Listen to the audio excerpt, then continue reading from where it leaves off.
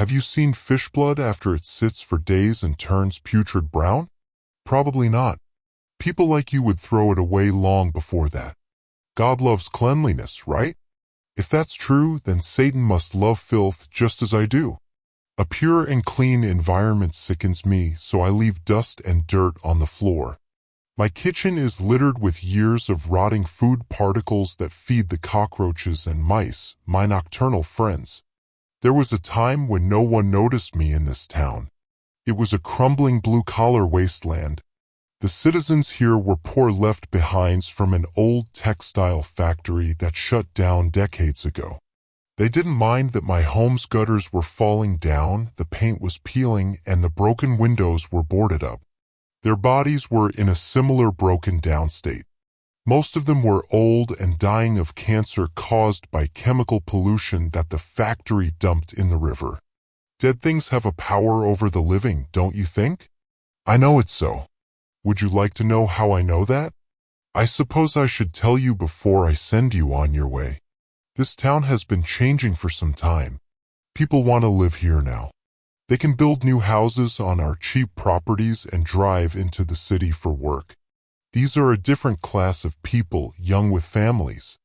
Now my peeling paint and broken windows are an eyesore, and they say my infested house is uninhabitable. Last year, a wealthy couple bought the property next door and built a mansion. It was nonstop hammering starting at 7 a.m. for months. I couldn't sleep or get any work done at all.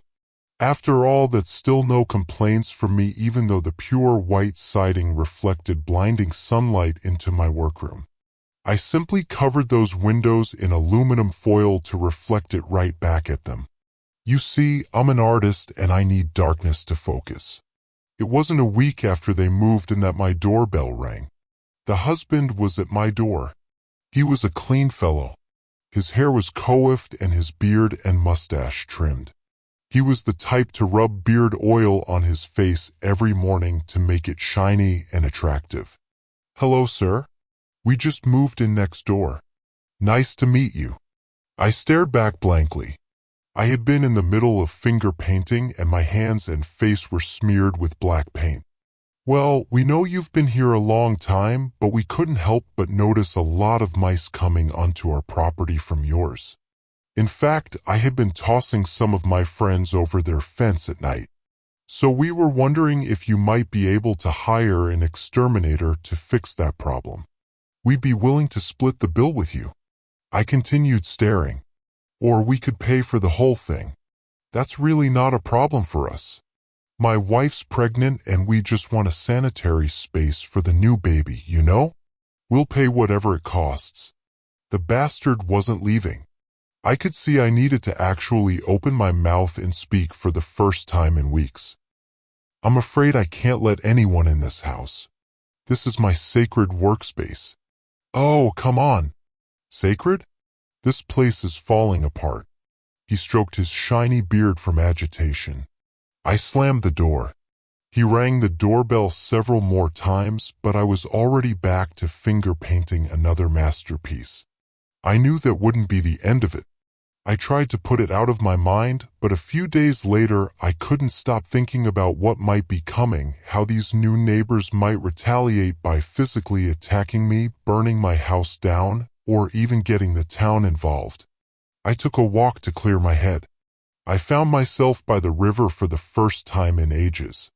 The smell of toxic chemicals and rotting fish was nostalgic and transported me to a simpler time. I was smacked with comforting visions of my father nervously chain-smoking and my mother drinking vodka straight from the bottle. I could almost hear her shrieks and feel the bottle crashing against my head as I stroked the ancient scar. Dead fish along the shore were in various states of decay. What if I could bring home the scent that I loved? It might help me focus on my work. I gathered several fish corpses and skipped back home with a smile on my face and a renewed sense of artistry. When I arrived home, someone was waiting at my front door. "Excuse me, are you the owner of this property?" I stared blankly. "Let me introduce myself. I'm Bill Nance, the building inspector for the town. Can I come in?" The dreaded town involvement. My worst fear? I continued staring. Well, we've received a few complaints about your home, and just from a glance, I can already see a lot of problems, a lot that's not to code. I'm going to have to report this and we'll be giving you a notice. If you can't fix this up so that it's safe for you and your neighbors, we're going to have to condemn. God, what's that smell? Are those dead fish? I rushed in and slammed the door behind me. The doorbell rang a couple more times before he left. Bill Nance. Bill Nance. Filthy building inspector. Nosy person. I hadn't slept that day or any day since the new neighbors visited.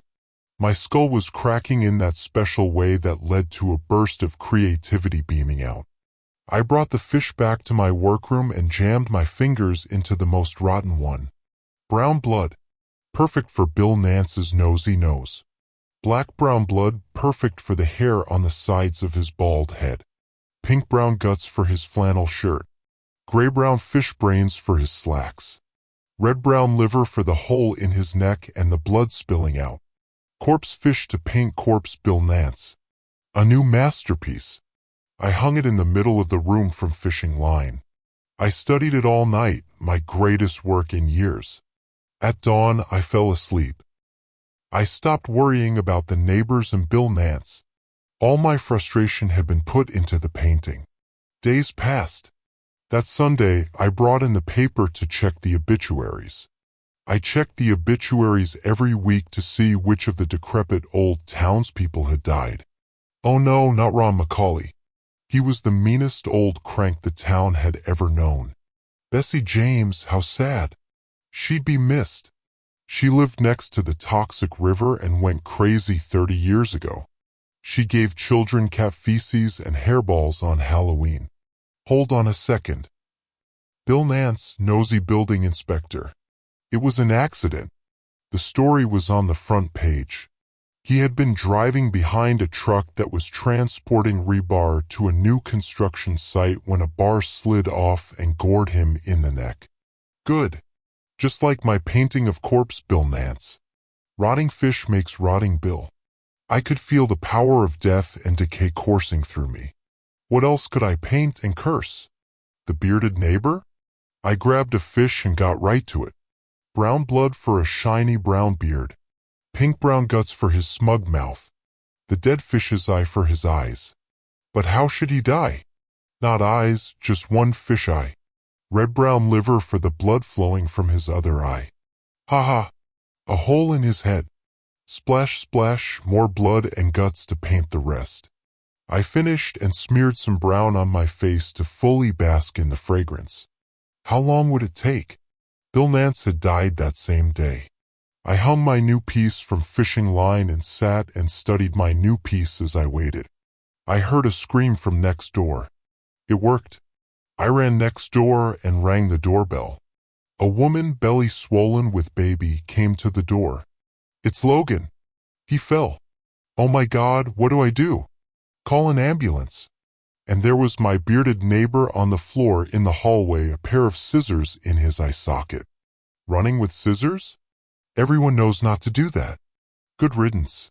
Nosy bastard eyeing my property. So you see, that's how I know about the power of dead things. Do you know how many people in this town I've cursed to death? I'll never tell. But I will tell you this. I wrote the draft of this story in brown ink from fish guts. I'm certain anyone who reads it will die soon after under mysterious circumstances. Oh goodness, sorry. Is that you? Ha ha. Good riddance.